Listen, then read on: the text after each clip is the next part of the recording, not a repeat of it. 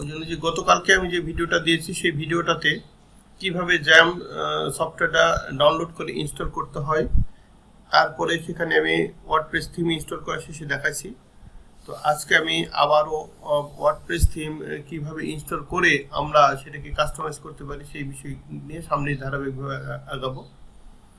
তো আমরা যারা আছি সবাই আমাদের যদি জ্যাম সফটওয়্যারটা ইনস্টল করা থাকে সেটাকে আগে রান করব।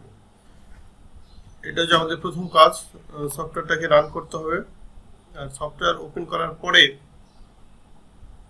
এই যে ডান পাশে এরকম আমাদের এখানে এটা আসবে, আর এখানে আমাদের যে ইয়েটা থাকবে জ্যাম কন্ট্রোল প্যানেল, সেটা ওপেন হবে। জ্যাম কন্ট্রোল প্যানেল ওপেন হলে যদি নিচের এগুলো সবুজ থাকে এবং কালো থাকে তাহলে আমার জ্যাম সফটওয়্যারের কোনো সমস্যা নাই।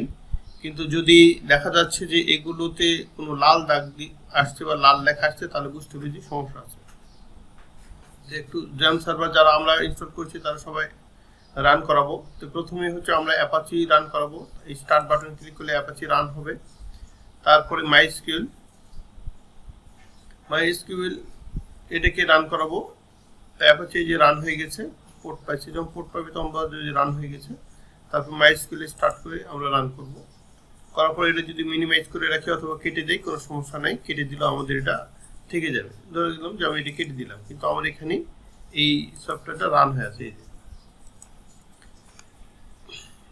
যে এখন আমরা এই মাইএসকিউএল অ্যাপাচি এই যেটা করলাম, এটাতে আমরা কি করব, আমাদের যে সফটওয়্যার আছে এই সফটওয়্যারটাকে আমরা অর্থাৎ ওয়ার্ডপ্রেস থিমটাকে আমরা এখানে ইনস্টল করব। আর ইনস্টল করতে গেলে আমাদের কি করতে হবে, ওয়ার্ডপ্রেস থিমটাকে ডাউনলোড করতে হবে। ডাউনলোড করার জন্য আমরা কোথায় যাব, wordpress.org এখানে চলে যাব। wordpress.org তে গিয়ে আমরা এন্টার দিব। এন্টার দিলে আমাদের এই যে ওয়ার্ডপ্রেসের যে ওয়েবসাইট সেখানে নিয়ে যাবে, wordpress.org, wordpress.com না, wordpress.org। এরপরে এখান থেকে আমরা গেট ওয়ার্ডপ্রেসে যাব। গেট ওয়ার্ডপ্রেসে যখন চলে যাব, যাওয়ার পরে আমাদেরকে নিয়ে যাবে ইনস্টলেশন সফটওয়্যারের জায়গায়। এই যে আসছে ডাউনলোড অ্যান্ড ইনস্টলেশন, নিচে গেট ওয়ার্ডপ্রেসে ক্লিক করার পরে আমাদের আসছে যেখানে ডাউনলোড অ্যান্ড ইনস্টল। তো এইটাতে আমরা ক্লিক করব। এটাতে ক্লিক করলে ওয়ার্ডপ্রেসের যে লেটেস্ট ভার্সন এই যে ডাউনলোড, এইটা আমাদের ডাউনলোড হয়ে যাবে। আমি যেহেতু ডাউনলোড করা আছে এই জন্য ডাউনলোড করলাম না, এখানে ক্লিক দিলেই ডাউনলোড হয়ে যাবে। তারপরে আমি এই লিঙ্কটা দিচ্ছি, যাদের ডাউনলোড করা নাই তারা গ্রুপে অবশ্যই এটা ডাউনলোড করে নেবে। হ্যালো, যে গত ক্লাসে আমরা দেখাইছিলাম যে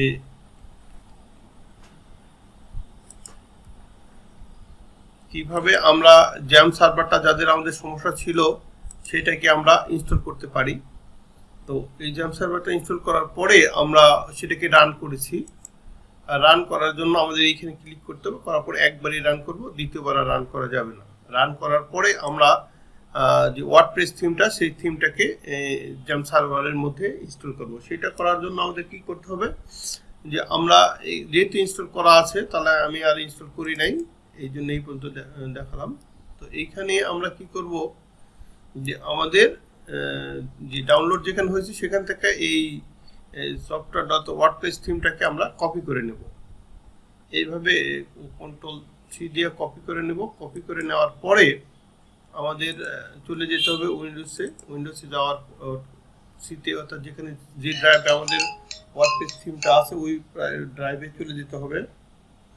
যাওয়ার পরে আমাদের এখানে জ্যাম সফটওয়্যারটা থাকবে, এই জ্যাম্পে যাব। যাওয়ার পরে এইখান থেকে আমাদের htdocs বলছিলাম, htdocs এর মধ্যে চলে যাব। যার পরে এইখানে ওইটা পেস্ট করে দেব, আমাদের যে ওয়ার্ডপ্রেস থিমটা সেটা আমি পেস্ট করে দেব।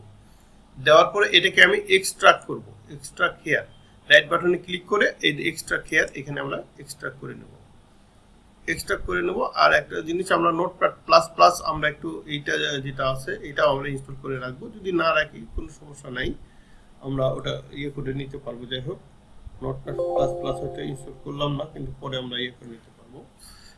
এই এক্সট্রাক্ট হয়ে গেলে এই ওয়ার্ডপ্রেস যে নামটা আছে এটাকে আমরা চেঞ্জ করে দেবো একটু মনে রাখার জন্য, যেন আমরা মনে রাখতে পারি। এবং এটাই হবে আমার ইউআরএল এর উপরের নামটা, এই জন্য আমি এটা ছোট করে দেবো যে ডব্লিউপিডিসি, আমি প্রথম ক্লাস যেহেতু সেই জন্য 1 দিলাম, ডব্লিউপিডিসি 1 দিলাম, তারপর রিনেম করে নিলাম। এটা এখানে থাকে, আমি যদি আরও কোনো ওয়ার্ডপ্রেস থিম আলাদাভাবে নাম দিয়ে ইনস্টল করতে চাই তাহলে এটা আমার লাগবে, এই জন্য ডিলিট করলাম না।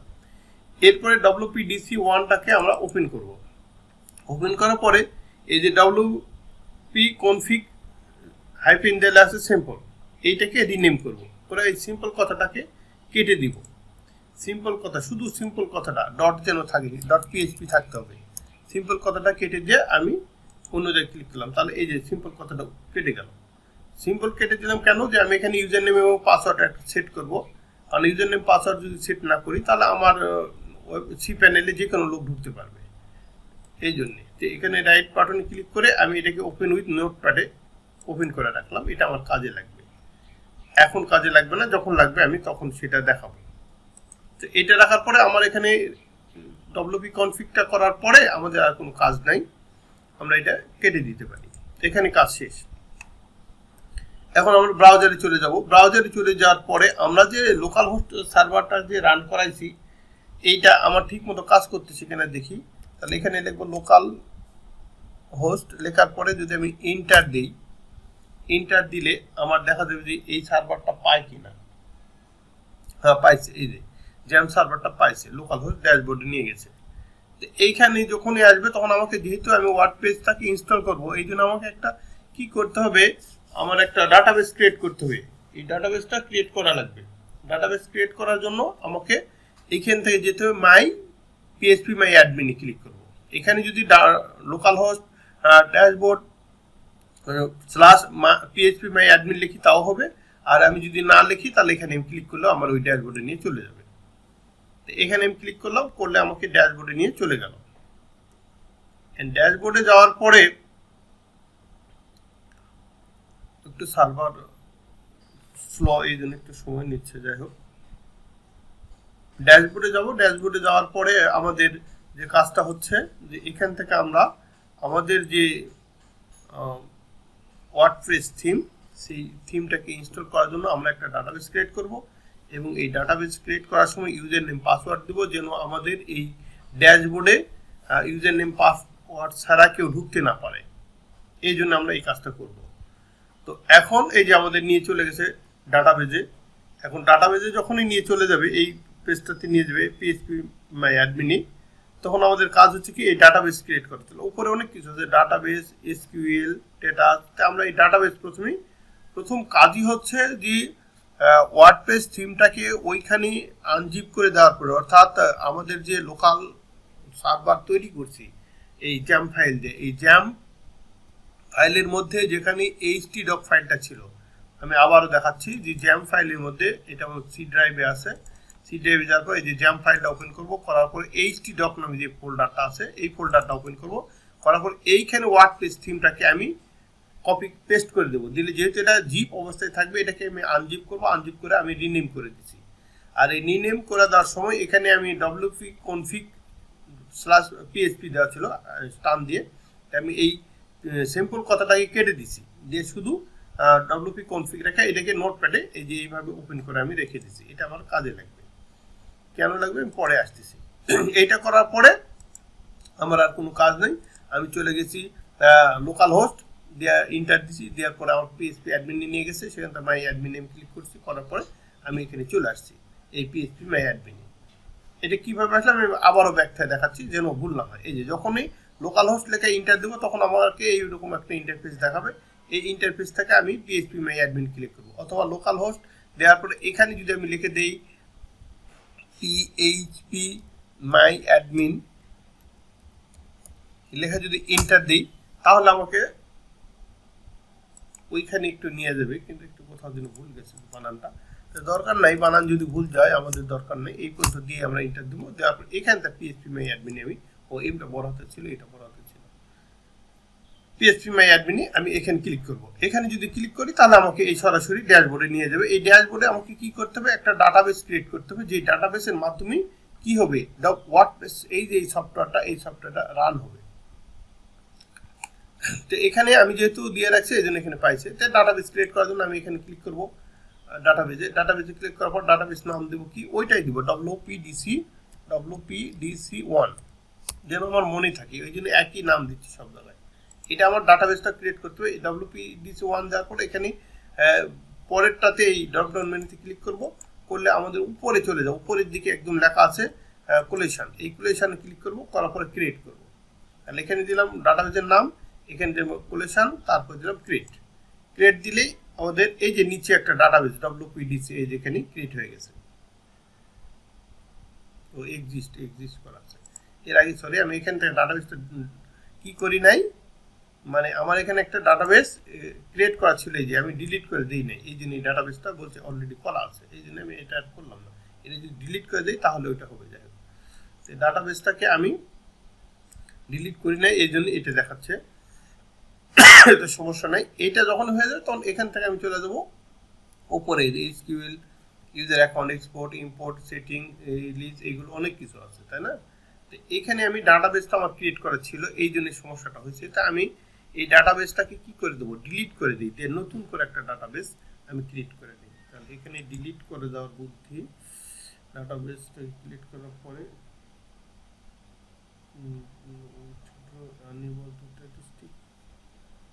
ডাটাবেস ডিলিটের অপশনটা কোথায় আছে আমি একটু দেখে নেই। 6টা ডাটাবেস ক্লিক করা আছে, একটা কি না, এটা তো চেক দিলাম, দেওয়ার পরে আমি যদি ড্রপে ক্লিক করি, do you want to destroy দেখি request database has been dropped successfully, অর্থাৎ এই ডাটাবেসটা চলে গেছে, এই যে নাই, এইভাবে ড্রপতে ক্লিক করলে ডাটাবেসটা চলে যাবে। আমি নতুন করে একটা ডাটাবেস ক্রিয়েট করি, WPDC1 কোলেশন দিয়ে ক্রিয়েট দিলাম, ক্রিয়েট দিলে আমার এই ডাটাবেসটা এই যে আবার এখানে চলে আসবে আর কি, এই যে ডাটাবেসটা ক্রিয়েট হয়ে গেছে। ডাটাবেস যখন ক্রিয়েট হবে তখন এই যে এই বাম পাশে এখানে আমাদের WPDC একটা নাম দেখাবে। আমি আগেটা ডিলিট করে দিয়েছিলাম, প্রথমে এটা করছিলাম, এই জন্যই WPDC আসলো ক্রিয়েট করার পরে। তো এই ডাটাবেস ক্রিয়েট করার পরে আমি আবারও দেখাই, এটা একটু ভালো করে মনে রাখতে হবে যে আমাদের ডাটাবেসে যাব, ডাটাবেসে যাওয়ার পরে আমাদের যে এই যে ডাটাবেসটা ক্রিয়েট করছিলাম এটাকে আমি ড্রপ করে দিলাম, মানে আমি ডিলিট করে দিলাম। দেওয়ার পরে আমি নতুন করে একটা ডাটাবেস তৈরি করব। তাহলে আমি যখনই PHPMyAdmin-এ চলে আসবো, আমি আবারও প্রথমটা দেখাচ্ছি, যে যখনই আমি এইখানে চলে আসবো, অর্থাৎ লোকাল হোস্ট লিখে সার্ভারে যখন আমি রান করাবো, তখন রান করলে এই ইন্টারফেস চলে আসবে। এখান থেকে আমি PHPMyAdmin ক্লিক করব। PHPMyAdmin ক্লিক করার পরে আমাকে ডাটাবেস ক্রিয়েট করতে বলবে, যেহেতু ডাটাবেস নাই, এই জন্য আমাকে একটা ডাটাবেস ক্রিয়েট করতে বলবে। আমি ডাটাবেসে ক্লিক করব, করার পরে এখানে ডাটাবেসের নাম দেবো WPDC1, আর এখান থেকে দিব উপরে একদম উপরে লেখা আছে কোলেশন, এটা সিলেক্ট করে দিয়ে এই যে এখানে কিন্তু আমার বাম সাইডে কোনো ডাটাবেসের নাম নেই। এখন ক্রিয়েট দিলি এই যে বাম সাইডে আমার ডাটাবেস চলে আসবে, এই যে একটা ডাটাবেস ক্রিয়েট হয়ে গেছে। এই ডাটাবেস ক্রিয়েট হয়ে গেছে, আর কিছু করতে হবে না। এখান থেকে SQL, search, query, export, import, operation, এই যে প্রিভিলেজ আছে, প্রিভিলেজে ক্লিক করতে হবে। প্রিভিলেজে যখন ক্লিক করব তখন প্রিভিলেজে ক্লিক করার সাথে সাথে আমাদের এইখানে নিয়ে যাবে। এখানে নিয়ে যাওয়ার পর আমার একটা অ্যাকাউন্ট তৈরি করতে হবে। এখানে অ্যাকাউন্টটা তৈরি করার জন্য আমরা কি করব, অ্যাকাউন্ট তৈরি করতে হবে। অ্যাকাউন্ট তৈরি করার জন্য আমাদের এখানে রেকর্ডটা চালু আছে, এইটা যখন এই অবস্থা হয়ে যাবে তখন এখানে আমার আসে ইউজার নেম দিতে হবে। ইউজার নেমটা কি, ওই যে আমি মনে রাখার জন্য WPDC1 এটা দিব। তারপর এখানে অ্যানি হোস্ট আছে, অ্যানি হোস্ট দিব না, আমি দিব লোকাল হোস্ট, যেহেতু আমি লাইভ সার্ভারে করবো না, লোকাল হোস্ট দেওয়ার পর এখানে আমাকে পাসওয়ার্ড দিতে হবে। পাসওয়ার্ড যদি আমি ক্রিয়েট করতে চাই তাহলে এখানে ক্লিক করলে আমার এই যে অলরেডি একটা পাসওয়ার্ড ক্রিয়েট হয়ে গেছে। অর্থাৎ পাসওয়ার্ডটা এমনভাবে দিতে হবে, এখানে নাম্বার থাকবে, সিম্বল থাকবে, বড় হাতের ক্যাপিটাল লেটার থাকবে, ছোট হাতের লেটার থাকবে, এটা তাই আমি আমার মতো করে পাসওয়ার্ড দিলাম, যেটা আমার মনে থাকে। এই পাসওয়ার্ডটা দিলে আমার এই প্যানেলে এই ইউজার নেম পাসওয়ার্ড স্যার কেউ ঢুকতে পারবে না, এটা হচ্ছে মূল কথা আর কি। তো আমি ইউজার নেম আর পাসওয়ার্ড, আমি এখানে ইউজার নেম দিলাম WPDC1, আর এখানে সে পাসওয়ার্ড আমি দিয়ে দিচ্ছি।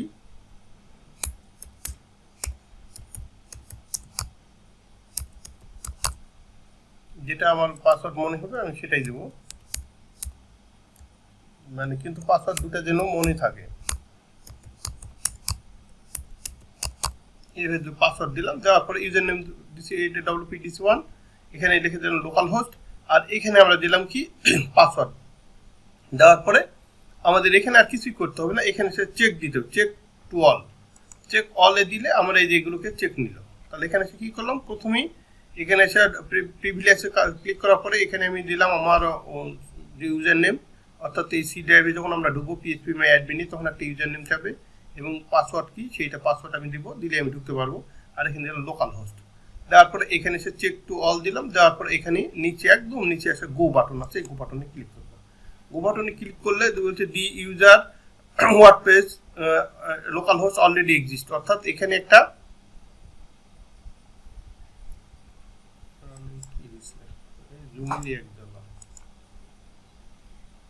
এখানে আমার একটা এর আগে করা আছে, ওটাকে আমি ডিলিট করি নাই, এই জন্য এটা এক্সিস্ট দেখাচ্ছে। এটা গো দেওয়ার পর আমাদের হয়ে গেছে, আমাদের আর কিছু করতে হবে না। এখন আমার কাজ হচ্ছে কি, আমি কোথায় যাব, যে এইখানে আমি যেটা দিলাম ডব্লিউপিডিসি এবং পাসওয়ার্ড, সেই পাসওয়ার্ড এবং এটা আমি এখানে দিব, এই যে নোটপ্যাড প্লাস প্লাস রাখছিলাম, এই যে এখানে বলছে user name database user name here, user নেমটা হিয়ার, এখানে আমি কি করবো ডব্লিউপিডিসি1, ডব্লিউপিডিসি1। আবার এখানে আরেকটা দেওয়া আছে ডাটাবেস ইউজার নেম দুই জায়গায় দিতে হবে, ডব্লিউপিডিসি1 এইটা দুটো দিলাম। দেওয়ার পরে এখানে পাসওয়ার্ড দিতে বলছে, পাসওয়ার্ডটা আমি যেটা দিছি সেটা এখানে দিয়ে দেবো।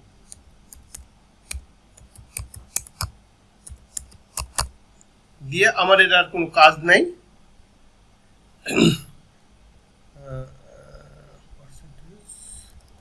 একটু মনে হয় ভুল হয়ে গেল, ভুল হওয়া যাবে না, ভুল হলে আবার আসবে না।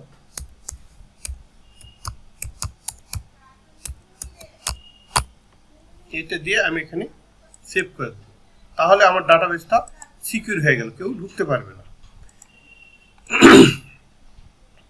এখন ডাটাবেস সিকিউর করার পরে এটা আমি কেটে দিলাম, আমার এটা দরকার নাই বা এগুলো কোনো কিছু করার দরকার নেই। আমি সরাসরি চলে যাব যে আমার যে আসলে আমি যে ডাটাবেসটা ক্রিয়েট করলাম সেটা ঠিক আছে কিনা, এইটার জন্য আমি এখানে লোকাল হোস্ট স্ল্যাশ দিয়ে আমার যে ওয়েবসাইটের নাম ছিল ডব্লিউপিডিসি ডাটাবেসের নাম ছিল 1, এইটা দেবো, ডব্লিউপিডিসি1 দিয়ে ইন্টার দেবো।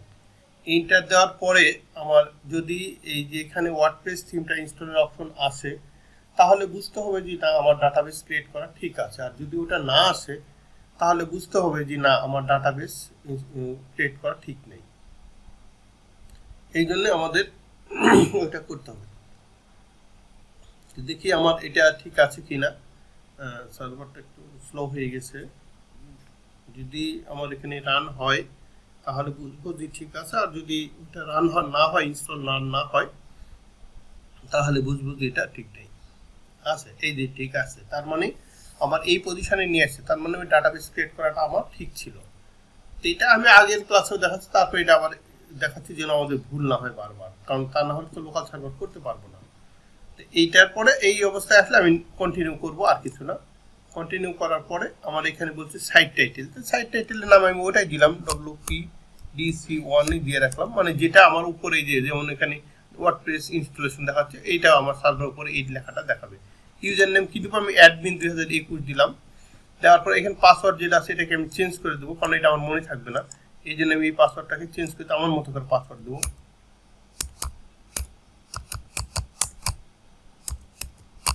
যে পাসওয়ার্ডটা মনে রাখবো সেটা, অর্থাৎ এখানে ক্যাপিটাল লেটার থাকবে, স্মল লেটার থাকবে, সংখ্যা থাকবে, সিম্বল থাকবে এইটা। আর এখানে আমি যে কোনো একটা ইমেল অ্যাড্রেস আমাকে দিতে হবে, না দিলে হবে না।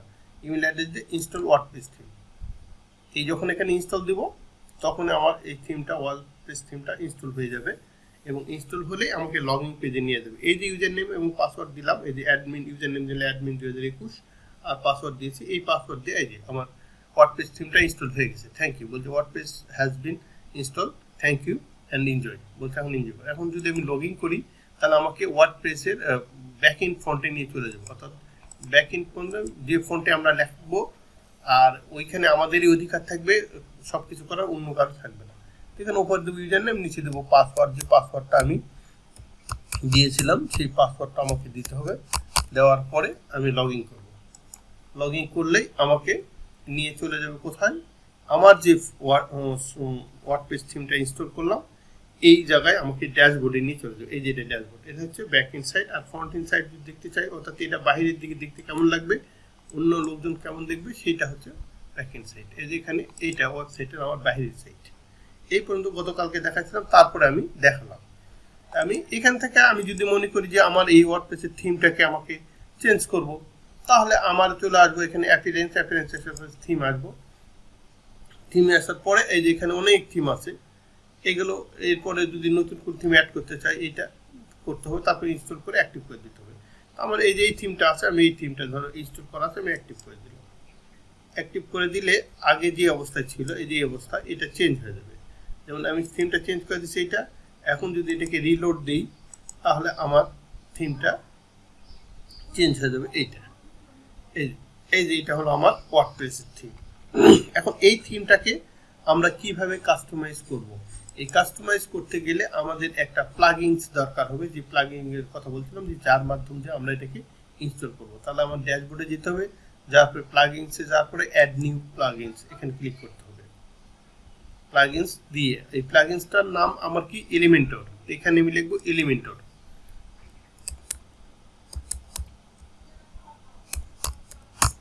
এলিমেন্টর লিখে এন্টার দেব। এন্টার দিলেই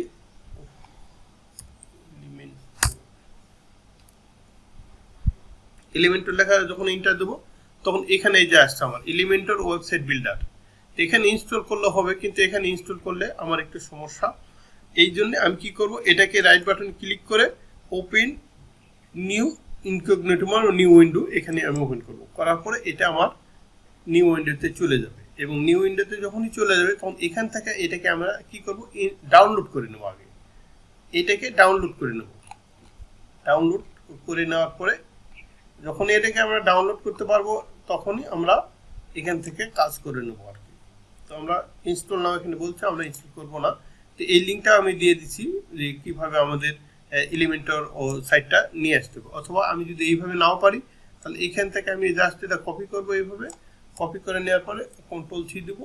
দেওয়ার পরে আমাদের যে ওয়েবসাইট থাকবে এখানে যাওয়ার পরে গুগলে যাব। গুগলে যাওয়ার পরে এখানে যদি আমি সরাসরি এটাকে দিয়ে ইন্টার দিলেও আমাকে ওই পেজে নিয়ে চলে যাবে।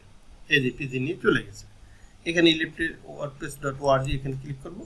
ক্লিক করলে আমাদের এই এলিমেন্টর যেটা আছে সেটাকে আমাদের এই যেখানে এই ডাউনলোডের অপশনে নিয়ে চলে যাবে। ডাউনলোড করা আছে, আমি এই লিঙ্কটাও আবার তারপরে আমি কি করলাম, গ্রুপে দিয়ে দিচ্ছি, কোনো সমস্যা নেই। এখান থেকে এর আগেও আমি দিচ্ছিলাম, এখনও আবার দিচ্ছি। এই গ্রুপে দিয়ে এইগুলো আমরা সবসময় যেন ইনস্টল সহজেই করে নিতে পারি। আচ্ছা, শুনতে না পারলে সমস্যা নাই।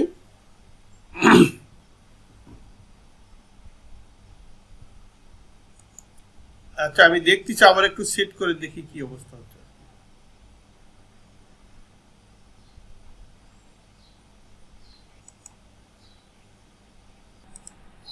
ডাউনলোড করে নেওয়ার পরে আমাদের কাজ হচ্ছে কি, যে যখন আমরা এই প্লাগইনসটা ডাউনলোড করে নেওয়ার পর এই প্লাগইনসটাকে আমাদের ইনস্টল করতে হবে। এই ইনস্টল করার জন্য এখানে প্লাগইনসে যাব, তারপরে অ্যাড নিউ প্লাগইনসে যাব। গেলেই আমাদের এখান থেকে আপলোড প্লাগইনস কথাটা আছে, এটা আমি করতে পারবো। আপলোড করার পরে এখানে চুজ ফাইল, মানে কোথায় আমি সেটাকে ডাউনলোড করছি সেটা আমি, যেহেতু লোকাল সার্ভার এই জন্য আমি এটাকে ফাইলটাকে দেখিয়ে দেবো। এখানে ক্লিক করে আমার যেখানে এই ইয়েটা ডাউনলোড করা আছে এলিমেন্টর বিল্ডার্স, এইটাকে আমি দেখাই দেবো। এইটা আমার এখানে ডাউনলোড করা আছে, এই যে এলিমেন্টর, এটাকে দেখে দিয়ে আমি ওপেন করলাম। ওপেন করলে এই যে আমার এখানে পেয়ে গেল। এখন ওপেন করার পরে পেয়ে গেলে এখন এখানে ইনস্টল করতে বলবে, আমি ইনস্টল করলাম। ইনস্টল করলে ইনস্টল আমার হয়ে যাবে। এবং এই প্লাগইনস দিয়ে, এলিমেন্টর প্লাগইনস দিয়ে আমরা আমাদের কিভাবে পেজটাকে বিল্ড আপ করতে পারি এই বিষয়গুলো নিয়ে মানে আলোচনা করব। এবং যেমন আমরা ফেসবুকে পেজটাকে বিল্ড আপ করি, ঠিক এইখানে এইভাবে এই পেজটাকেও আমরা বিল্ড আপ করবো আর কি। তো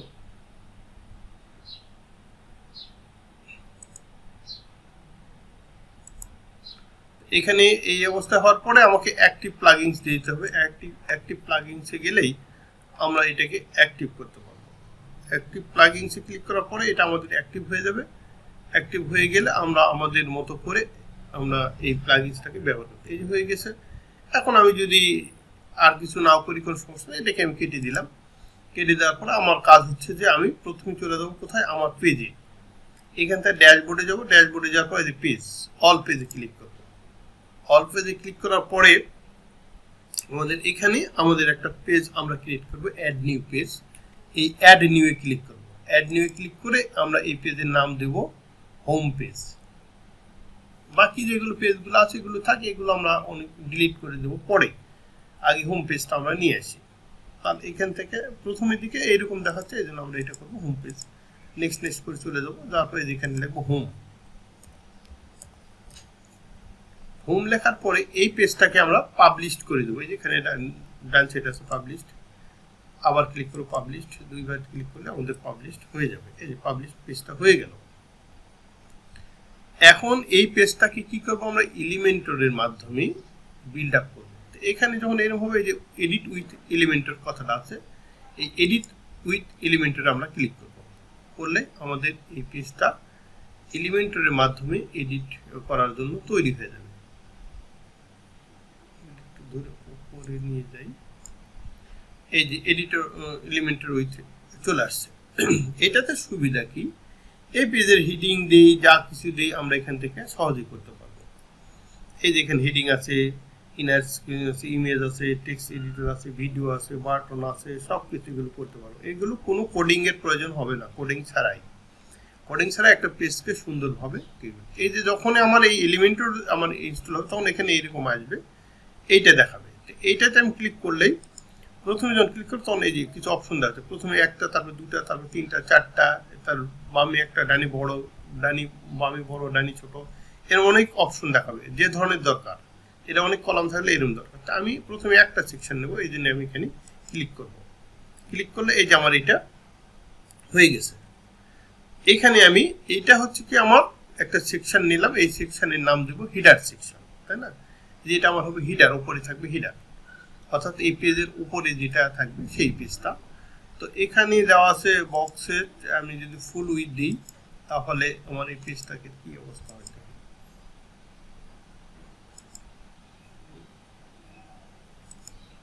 দেওয়ার পরে ফুল উইথ দিলাম, তারপরে কি অবস্থা দেখি, ফুল উইথ হচ্ছে না। Column height, vertical alignment, overflow, এটা কি দেওয়া আছে, হিডেন দরকার নাই।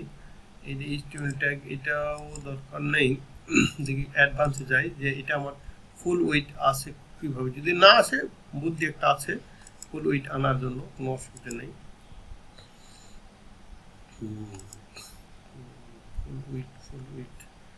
ফুল উইথ কলাম গ্যাস এখানে নাই, এখানেও height, minimum height, max height, এগুলো নাই। বটন টটন এখানে ডিফল্ট হিডেন দরকার নেই। এইটা যদি আমার ফুল না হয়, এই মানে তো ওই মানে কোথাও না হয়, তাহলে একটা বুদ্ধি আছে, যে এখানে যখন ক্লিক করব, এরকম করে ক্লিক করার পরে আমাদের যখন আমরা এই যে এলিমেন্টরগুলো আছে, এই এলিমেন্টের এখানে যখন ক্লিক করব, তখন আমাদের এডিটের অপশন আসবে। এই কলামটাকে এডিট করব। এডিট করার পরে এখানে যখন আমি ক্লিক করব, তখন আমার এই যে এরকম আসছে। এখানে আসার পরে এখানে আছে ওয়েট স্পেস 20 পিক্সেল, এটা যদি বাড়াই দিই তাহলে এটা আরও বাড়বে। তারপরে হরিজন্টাল অ্যালাইন, এটা ডিফল্ট অবস্থায় আছে, এটাকে যদি আমরা সেন্টার দিতে একদম সেন্টারে হবে। তারপর হচ্ছে ভার্টিক্যাল অ্যালাইনমেন্ট, এটাও যদি আমি দেখাচ্ছে মিডল বটম, যেটাই দিই না মিডিলে দিলাম, মানে মাঝখানে থাকবে এইটা। আর লেআউট উইথ কলাম কত পার্সেন্ট, এটা লেআউট ওয়াইজ হবে। এটা যদি আমি 100% দিই তাহলে আমার লেআউটটা 100% হয়ে যাবে। এখন আমার কাজ হচ্ছে এই হিডারের পিছনে আমি এটা একটু লিখবো। লেখার জন্য আমি এখানে জাস্ট হিডিং ধরা এটাকে টেনে নিয়ে এসে এখানে ছেড়ে দেবো, দিলে এই যে আমার হিডিংটা হয়ে গেছে। আমি যদি মনে করি হেডিংটা হয়ে গেল, আমার সাইজ আছে ডিফল্ট অবস্থায়, সাইজ যদি যেহেতু স্মল মিডিয়াম লার্জেস্ট এটা যা করে করবো, এখানে H2 যা আছে, এখানে হিডিংয়ে যখনই ক্লিক করবো, করার পরে এই কলামে যখন ক্লিক করবো, তখন হিডিংটা আমার কি হবে, এডিট হতে থাকবে। তো এটাকে আমি সেন্টার দিয়ে রাখলাম। হিডিংয়ের টেক্সটে যেটা যা লিখছি এই টেক্সটটা এখানে আছে, এরকম হয়ে গেল। তারপরে আমি যদি মনে করি যে না, আমি আবার কি নেবো, এখান থেকে আবার কিছু টেক্সট নিতে হবে, তাহলে টেক্সট এডিটর, তাহলে এটা ধরে নিয়ে এসে যে নিচে ছেড়ে দেবো, দিলে আমার এই কিছু টেক্সট এখানে চলে আসবে। এখন যেহেতু এখানে কি হচ্ছে, এটা এই পর্যন্তই আছে, আমরা পুরাটা যাচ্ছে না, এই জন্য পুরাটা যাওয়ার জন্য আমাদের এখানে কি হতো, এই যে স্ট্রেচ সেকশনটা স্ট্রেচ ধরে টেনে নিয়েছে। আমরা যদি এটা ওপেন করে দিই তাহলে যে এই মাথাটা এই মাথা মতো হয়ে যাবে। বলছিলাম যে যদি বড় না হয় তাহলে বড় করার বুদ্ধিটা কি, এটা দিলাম। এখানে এসে পর এটা যদি আমি 2 লাইনে দিই যে আমার এই লেখাটাকে 2 লাইনে হবে, তাহলে এখানে জাস্ট আমরা ক্লিক করব, করে এডিটে যাব। এডিটে যাওয়ার পরে আমাদের যে ইয়েগুলো থাকবে, আমি একটু স্টাইলে উপরে চলে যাই। যখনই এখানে ক্লিক করব তখনই অনেক রকম স্টাইল আসবে, প্যারাগ্রাফ আসবে, ভার্চুয়াল আসবে, টেক্সট আসবে। এই যে টেক্সট, এগুলো টেক্সট স্টাইলে গেলে আমরা এখান থেকে যখন এটা দিব, দেওয়ার পর অ্যাডভান্সে যাব। অ্যাডভান্সে যাওয়ার পরে যদি আমরা এখানে প্যাডিং একটু বাড়ায় দিই, তাহলে আমাদের কি হবে, 2 ভাগ হয়ে যাবে। তো এই প্যাডিং যদি আমি এক জায়গায় দিই তাহলে সব জায়গায় ধরবে, কিন্তু এখানে যদি আমি ক্লিক করি তাহলে সব 0 হয়ে গেছে। তাহলে আমি এখানে হচ্ছে কি লেফটে প্যাডিং দিলাম, রাইটে প্যাডিং দিলাম। লেফটে দিলাম 30%, রাইটে দিলাম 30%। দিলে 2 দিকে আমার চলে গেল। আমার যদি তাও না হয় তাহলে এখানে 50 করে দিই, তাহলে 2 ভাগ হয়ে যাবে 50। এখানে আমি দিলাম 50, তাহলে লেখাটা আমার 2 ভাগ হয়ে চলে যাবে। 50%ও আসতেছে না, লেখা কম, এই জন্য এরকম হচ্ছে। যাই হোক, আমরা যদি এখানে আরও একটু বাড়ায় দিই, 70 করে দিই, তাহলে এখানে যদি 70 দিই তাহলে আমাদের 2 লাইনে চলে আসবে। এইরকম করে 2 লাইনে চলে আসবে। তারপর আমরা এখানে লেখাটাকে একটু যদি এখান থেকে ইন্টার দিই তাহলেও 2 লাইনে আমাদের চলে আসবে। দেখ, এইভাবে আমরা এই লেখাটাকে 2 লাইনে নিতে পারি, কোনো অসুবিধা নেই। 2 লাইনে নিয়ে নিলাম। নেওয়ার পরে আমাদের যে কাজ, এটা হচ্ছে কি আমি আপলোড দিতে হবে। আপলোড না দিলে এটা আমার থাকবে না। এখন যদি মনে করি যে আপলোড দিলাম, আমার এটা সেভ হয়ে থেকে যাবে। এখন এটা কেমন হবে দেখার জন্য আমরা যদি চোখে ক্লিক করি, প্রিভিউয়ে ক্লিক করি, তাহলে আমরা অলরেডি দেখতে পাবো যে আমাদের পেজটা কি আকারে ধারণ করতেছে। এই যে এইরকম হবে, এই যে এইরকম। যদি আমি এই সেকশনে একটা কালার দিতে চাই, আলাদা কালার দিতে চাই, তাহলে কি করতে হবে, এখানে প্রথমে যেতে হবে, যাওয়ার পরে এখানে ক্লিক করতে হবে। এখানে ক্লিক করার পরে আমরা স্টাইলে চলে যাব। স্টাইলে যাওয়ার পরে এই যেখানে দেওয়া আছে ব্যাকগ্রাউন্ড টাইপ কালার, এখানে আমি দেব। দেওয়ার পরে এই যে কালারে যখন ক্লিক করব, ক্লিক করার পর এটাকে আমি যখন এই টেনে ধরে নিয়ে আসবো, তখন আমার হালকা একটা কালার দেখাবে। তা আমি ধরলাম যে আমার যেই রকম দরকার আমি ঠিক সেই রকম এইরকম করে দিতে পারি। অথবা যদি মনে করি যে আমি কি দিব, আমাদের এখানে এই অবস্থায় দিব। অথবা এখানে আমি দেখলাম যে আমি আরও কিছু করব, সেটা হচ্ছে কি এটাকে লিনিয়ার করে দিব, কিন্তু এখানে 90 ডিগ্রি দিলাম। 90 ডিগ্রি দিলে এই যে এক সাইডে এক ধরনের আর এক সাইডে আরেক ধরনের ব্লক। এটাকে আমরা যদি আর একটু ডিজাইন করতে চাই, তাহলে আমরা কি করবো, জাস্ট এখানে কালারে ক্লিক করব, করার পরে ধরে নিয়ে এসে আমরা এই যে এইরকম করে দেবো। এটা আমরা এই মাথায় এইটুকু দিতে যাচ্ছি, এটা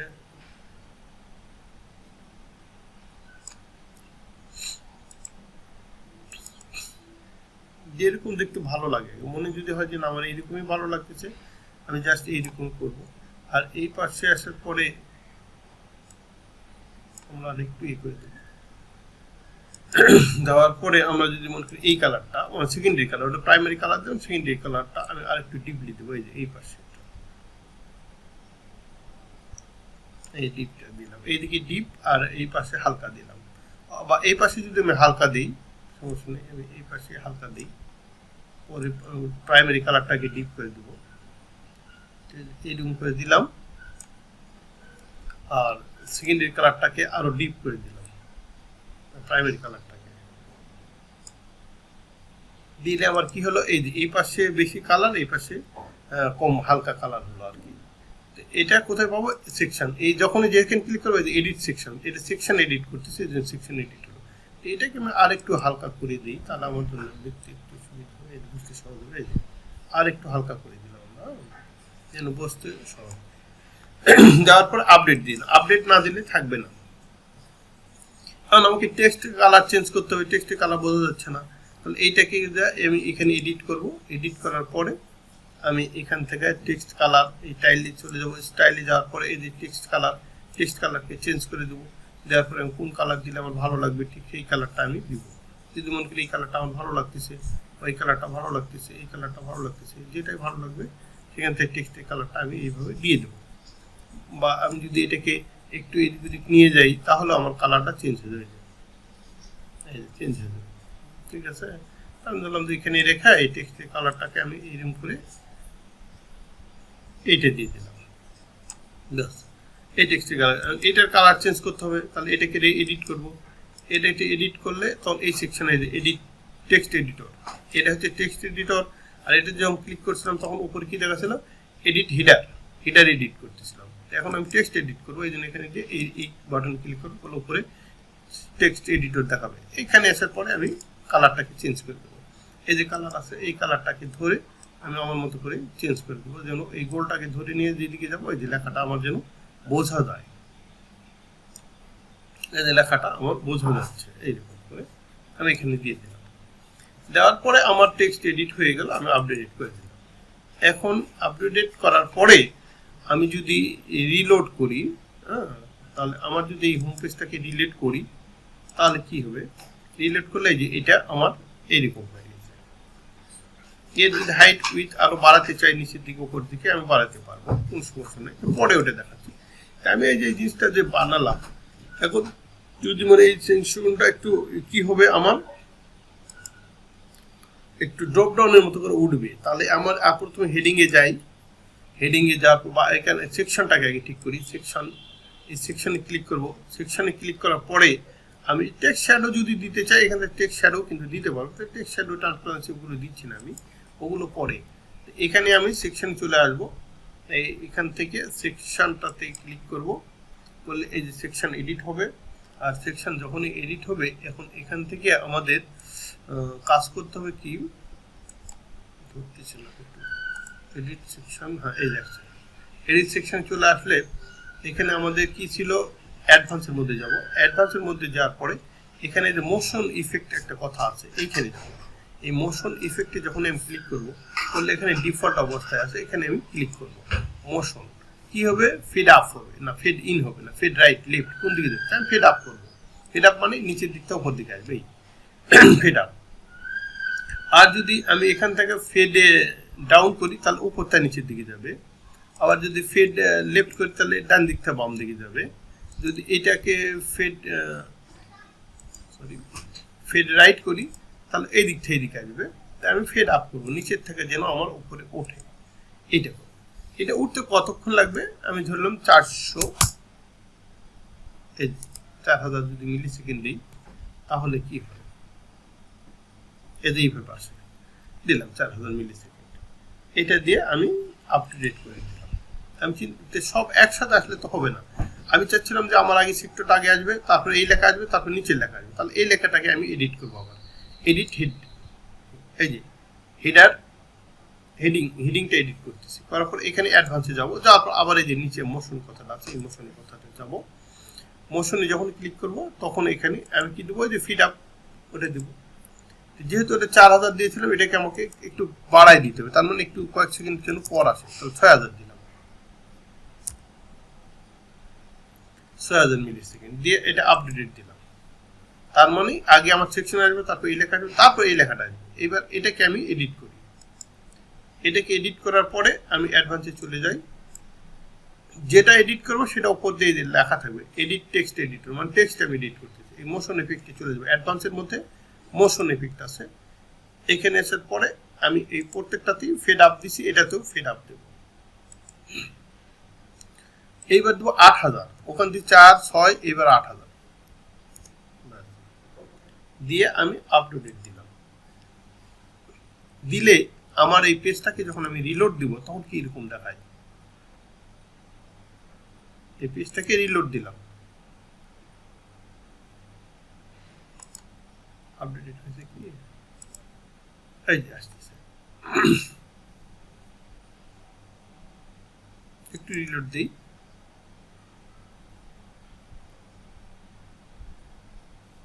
তারপর একটু স্লো, এই জন্য আসতেছে না, এটা দেখতে ভালো লাগতেছে না, এই জন্য আমাকে এই মোশনটাকে আবার এডিট করতে হবে। এখানে আমি দিব 800, সময় একটু কমায় দিই। তারপরে এটা গেল কোথায়, টেক্সটে দিলাম 800, তাহলে এটাতে দিই আমি 400। এটা হচ্ছে হেডিং, এই হেডিংয়ে মোশনে যখন চলে যাব তখন এখানে দিব 800, দিলে এখানে 600 দিই, 600, এটা তাড়াতাড়ি হবে। তারপরে আমি সেকশনের মোশনটা দিব 400-তে, 4000 দিচ্ছি তো একটু শূন্য কমায় দিই, 400, তাহলে তাড়াতাড়ি আসবে। দিয়ে আমি আপডেট দিলাম, আপডেট না দিলে ওটা আমার থাকবে না। এখন যদি আমি রিলোড দিই, এই যে আমার রিলোড দেওয়ার সঙ্গে সঙ্গে পেজটা কিভাবে আসবে, এই যে রিলোড দিলাম, প্রথমে আসলো ওই সেকশন, তারপরে এই যে লেখাটা আস্তে আস্তে আসতেছে, তাই না? এটা মোশন যখনই দিব তখন আমরা এইভাবে পাবো, এই যে আগে সেকশন তারপর লেখা আস্তে আস্তে আসতেছে। তাহলে আমার এটা কিভাবে করলাম, যে এটা দিয়েছি আমি সেকশনে যাওয়ার পরে অ্যাডভান্সে চলে গেছি, অ্যাডভান্সে যাওয়ার পরে এই যে মোশন, সরি সেকশন, আগে সেকশন এডিট, তারপরে অ্যাডভান্সে যাওয়ার পরে এটাতে ক্লিক হয়নি, অ্যাডভান্সে যাওয়ার পরে রেসপন্সিভ পরে যাচ্ছি, আগে মোশন, এই যে মোশন ইফেক্ট, এই মোশন ইফেক্টে যাওয়ার পরে ফিড আপ দিছি, ফিড ইন আপ, এটা দেওয়া আছে 400। তারপরে আমার নিচেরটাতে যখন যাব তখন এটাতে দেওয়া আছে কত, নিচেরটা এডিট হেডার সেকশনে যাই, এটাতে গেলে মোশনে যখনই যাবো মোশন ইফেক্ট, এটা ফিড আপ ইন 600 দেওয়া আছে নর্মাল। তারপর এখানে যাই, আমি যাওয়ার পরে যদি দেখি যে আমার এডিট টেক্সটে কি কত দেওয়া আছে, এটা আমি একটু দেখি। টেক্সটে যাওয়ার পরে মোশন ইফেক্টে গেলাম, এখানে দেওয়া আছে 800 নর্মাল, ঠিক আছে? তাহলে সবই নর্মালি দেওয়া থাকলো, সবই ফিড আপে দেওয়া থাকলো। তাহলে এই সেকশনেও যাই, ফিড আপে দেওয়া আছে মোশন ইফেক্ট, এই যে নর্মাল 400। তাহলে এইটা যদি আমি এইভাবে থাকে, তাহলে আমার যখন আমি একটা জিনিস এরকম করবো তখনই অটোমেটিক আমার এই যে এইভাবে ওপেন হবে, দেখতে সুন্দর হবে। এটা আসবে আগে, তারপর এটা আসবে, তারপর এটা আসবে। এটা আমার একটু হচ্ছে, তারপরে দেখতে সুন্দর লাগবে পরে যখন আমি এটাকে কাজ করবো। এটা একটা সেকশন হয়ে গেল। আমি যদি মনে করি যে এর নিচে আমাকে আরো কিছু সেকশন তৈরি করা দরকার, আমি এইগুলো পরে এগুলো আমি কেটে দেবো, এগুলো কোনো সমস্যা নেই। এইগুলো কেটে দিলে এগুলো চলে যাবে। এগুলো কেটে দেওয়ার জন্য আমাকে কোথায় যেতে হবে, যে এখান থেকে আমি লাস্ট ড্যাশবোর্ডে চলে যাব। ড্যাশবোর্ডে যাওয়ার পরে আমার এখান থেকে এইখানে ক্লিক করলে আমরা ড্যাশবোর্ডে চলে আসবো। এখান থেকে থিম অ্যাপিয়ারেন্সের কাস্টমাইজ থিম বা উইজেটে যাব। এই উইজেটে যাওয়ার পরে এই যে উইজেট যেগুলো সেকশন আছে এইগুলোকে আমি ডিলিট করে দেবো। জাস্ট ডিলিট, এইখান থেকে এটা ডিলিট, এখান থেকে এটা ডিলিট, ব্যাস দিলে আমাদের মোটামুটি হারে যে অপশনগুলো ছিল সেগুলো নিচেরগুলো আর থাকবে না। এই যে রিলোড দিলেই আমাদের এই যে চলে আসবে, এইভাবে চলে আসতেছে নিচের এইগুলো চলে গেছে। এই মেটা ট্যাগ এইগুলো হচ্ছে বাম সাইডের আর্কাইভ। এটাকে আমি যদি করতে চাই তাহলে এখানে বাম সাইডের এগুলো কি দেওয়া আছে, আর্কাইভ না, আর্কাইভ ক্যাটালগ মেটা ট্যাগ।